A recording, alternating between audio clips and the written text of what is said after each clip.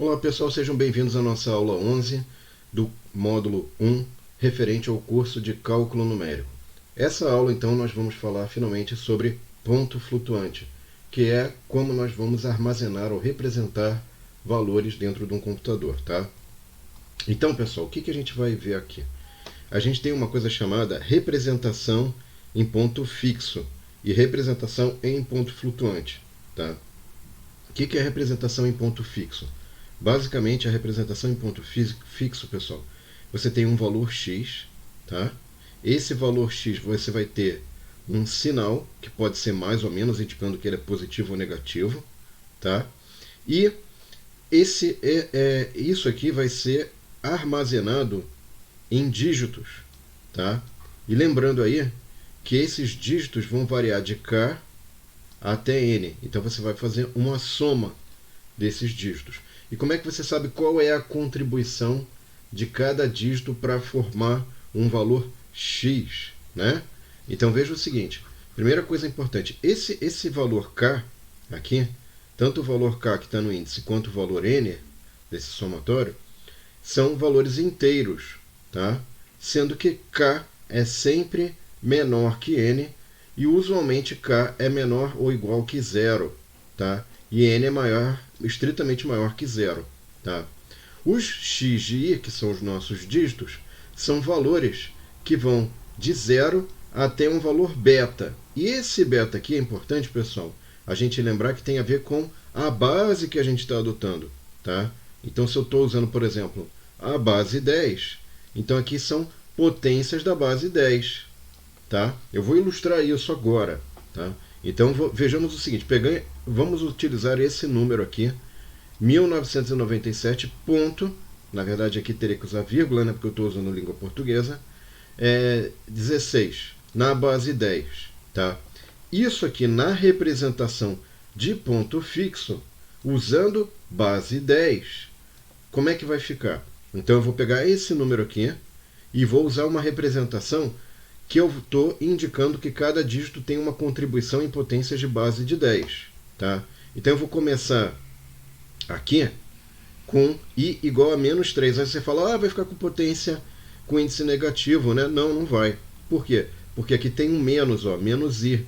Então menos com menos dá mais. Então aqui o primeiro dígito nosso vai ser quanto que é a contribuição do milhar, né? Eu tenho 1 milhar aqui, 1000, na verdade. Depois aqui a contribuição da centena, 9 centenas, né? Então aqui é 10 a 2. Depois 9 dezenas, né? Potência 10 a 1. Depois 7 unidades, tá?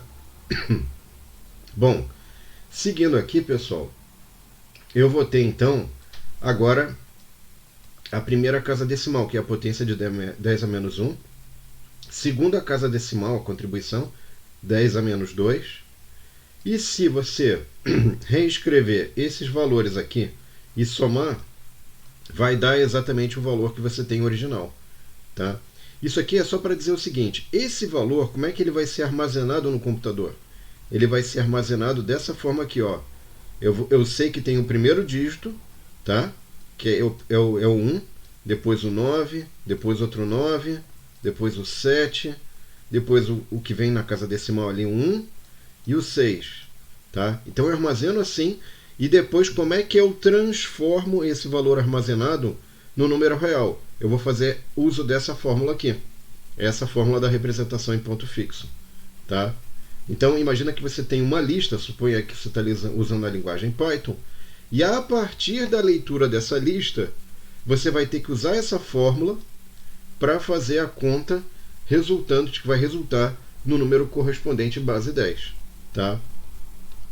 Aqui, pessoal, tem a representação do número real. Tá? Eu falei da representação em ponto fixo, agora eu vou falar em ponto flutuante. Né? Então eu vou pegar o número real e agora eu vou dizer como é que você pode representar em ponto flutuante. Tá? O que é a representação em ponto flutuante, pessoal? Eu tenho aqui um x, certo? E eu tenho mais ou menos d vezes um beta, né? Que é a base que eu estou utilizando. E aqui é uma potência de e, é o expoente e. tá? Esse cara aqui, o D, você pode quebrar ele em soma de dígitos e dígitos, né? Variando I de K até N, vezes o beta elevado a menos I. Isso aqui é muito próximo do que a gente viu de representação em ponto fixo. Tá? Então, a representação de em ponto flutuante, ela utiliza essa representação de ponto fixo. Tá? E aí, lembrando, é claro, que esses dígitos I aqui não podem exceder o valor beta. Tem que ser, na verdade, estritamente menor que beta, né? Então, suponho que eu estou na base 10, por exemplo, então eu só posso ter valores inteiros, 0, 1, 2, 3 até 9. Tá? E aqui o nosso I vai até T, né? Esse I aqui começa em K, onde T é a quantidade de dígitos significativos ou precisão do seu sistema. Tá? E aqui, no caso, o nosso D, esse valor D aqui, ó, esse valor D, ele pode variar de beta menos 1 até 1. Tá? E o expoente E, que a gente vai utilizar aqui, ele vai variar de menos m a m pequeno até m grande. Tá? Isso tudo aqui, pessoal, vai ficar mais claro com um exemplo numérico. Tá certo? O que é importante você guardar disso que foi falado é o seguinte: você, quando for utilizar a representação de ponto flutuante, vai guardar o seu valor de que forma? Mais ou menos vai ter um sinal, você vai ter que dizer se é positivo ou negativo.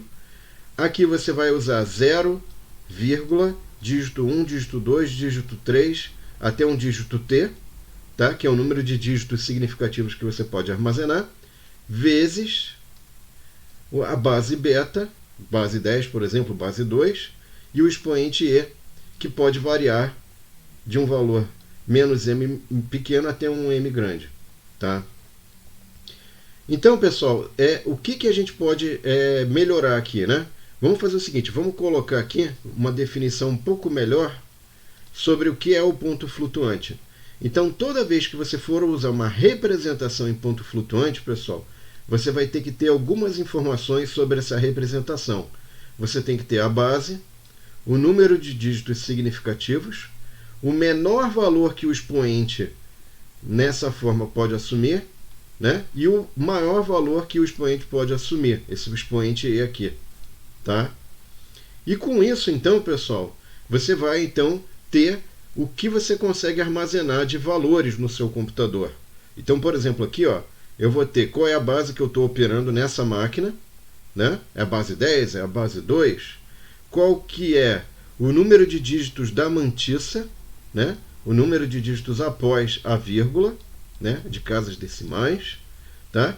E lembrando aí que esses dígitos podem variar de 0 até beta menos 1. Aqui está certo. Antes lá estava beta, não é até beta menos 1. Né? Porque se você está na base 10, os seus dígitos podem variar de 0 até 9. Certo? Muito bem.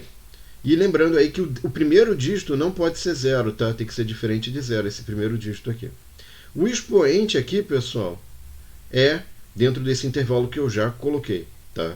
O que é importante quando a gente utiliza a representação em ponto flutuante, pessoal? Em qualquer máquina, apenas um subconjunto dos números reais vai ser representado de forma exata. E, portanto, em algum momento, para representar o número real, eu tenho que utilizar truncamento ou arredondamento. Tá? Bom, pessoal, eu vou mostrar na próxima aula, na aula 12, um exemplo numérico que vai facilitar o nosso entendimento de como é que a gente, escolhendo esses parâmetros que eu dei aqui, beta, t, m pequeno, m grande, isso vai impactar na representação que a gente pode ter num número no computador. Eu espero que vocês tenham gostado, e a próxima aula, então, a gente vai trabalhar num exemplo numérico que vai deixar mais claro essa notação e o uso dessa notação aqui. Tá? Obrigado, pessoal, e até a próxima aula, então. Um abraço.